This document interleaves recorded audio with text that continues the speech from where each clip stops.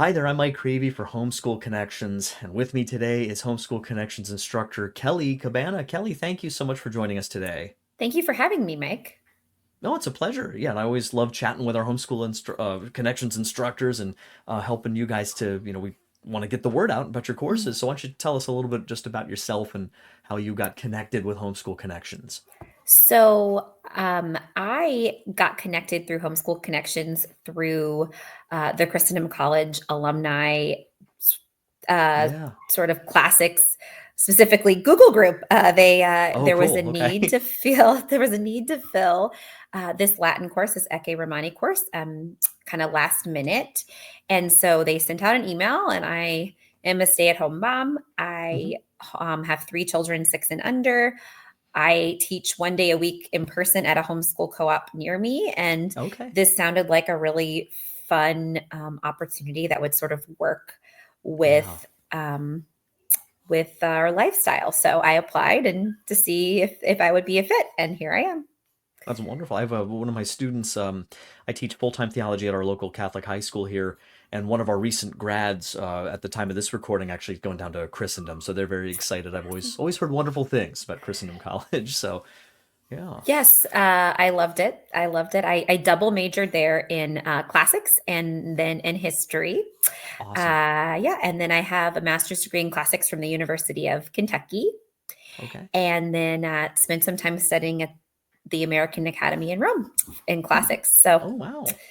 and then my now husband was like, "When are you coming back?" And I said, "Okay, are we going to get married? And Fair are we enough. going That's to, a good yeah, question. yeah, are we going to start settling down?" And so, yep. Yeah. And so here we are.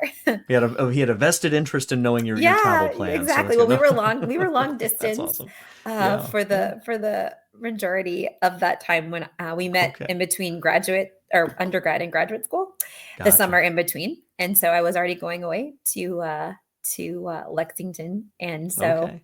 yeah, and then to Rome, and yeah. So he was like, "We need to be in the Yeah. same place."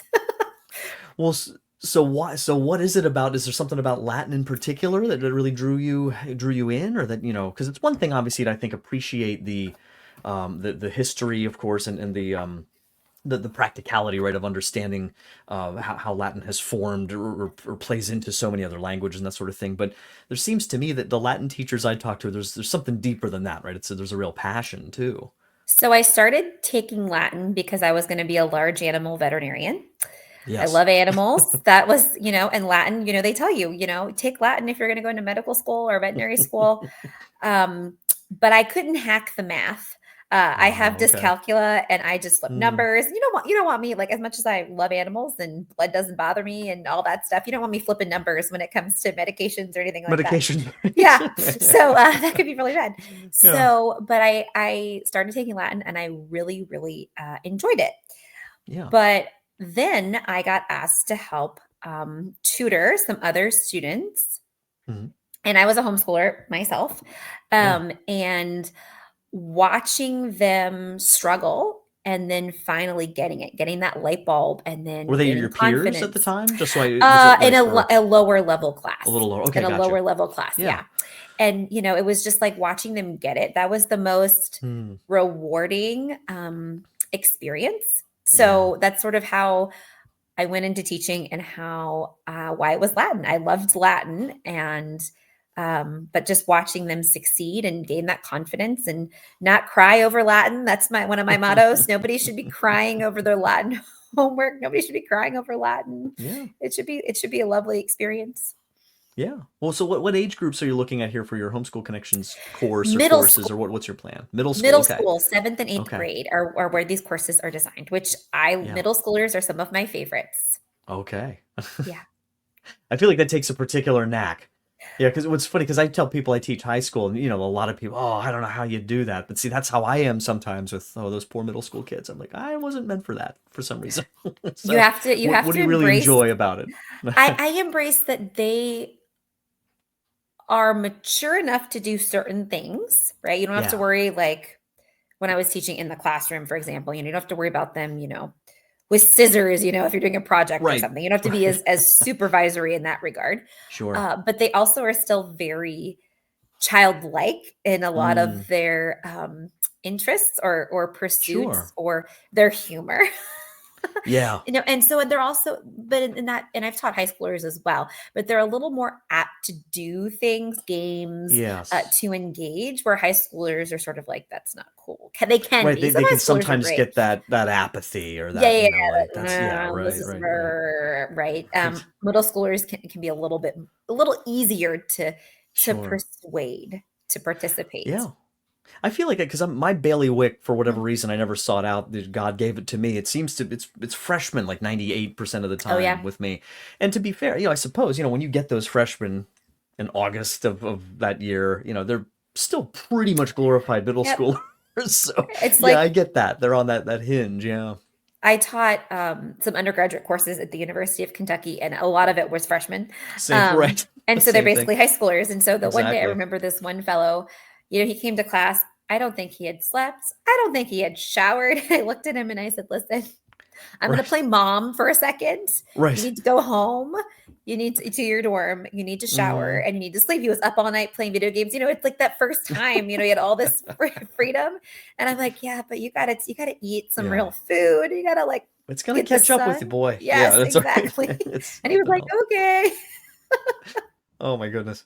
Well, so what are you most excited for, you think, here? Because I know you said this is your first time in the Homeschool Connections classroom. What are there things you're particularly excited for in terms of methods you're planning to use or formats, within the teaching or anything about the classroom environment you're really looking forward to? So I like to make the classroom as hands-on or interactive as possible, Hmm. especially with the language, right? It's how you make it fun. Right. Everyone says Latin is a dead language. It's not, guys, right? Why do you approach it like it's something different? Why do you approach it differently than you do Spanish or French or Hmm. German or anything else? So I like to have a lot of questions, or they type in responses in the chat, or maybe even breakout rooms where you go into groups and maybe you have like a little sentence or a couple sentences to translate and you have to work together, and I can Hmm. pop in and out. So, just as many ways as to make this as interactive and integrative as possible. I know it's a little different Sure. on Zoom, but you can still make a class fun and engaging and get them to be working with one another, Right. um, even virtually. Hmm. Well, and it's funny because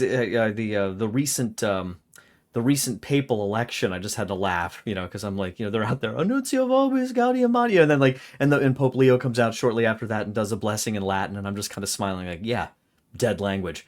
No, like, so if even if nowhere else, it's going to help you, better engage with the way that the church, in a sense, kind of, I hate to say does business, but this is part of our cultural heritage, right? Our faith's patrimony as well, Well, and it in a opens big up way. Latin just opens up your ability to read so many other things, whether it's, Yeah, yeah. histories, whether it is, more ecclesiastical readings, whether, I mean, Hmm. I tell people I really love, and in grad school, I worked on Neo Latin, which, okay, New Latin, new being a Hmm. very relative term, but there's a lot of writings by explorers who came to America, for example, Hmm. that they don't exist in a translation. They're all in Latin. And it's just really cool to kind of figure out, okay, what are they saying, right? It's in Latin, but also like, what are they discovering? What are they seeing for the first time? What are they describing exactly that they're Sure. encountering?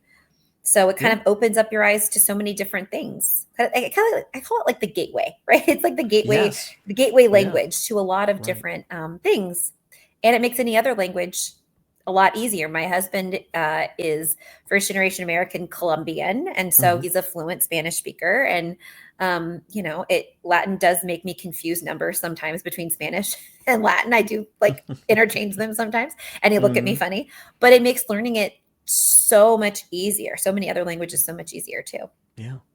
Well, I'm sold. This sounds great, Kelly. How can students learn more? Families get in touch with you if they want to learn more and sign up.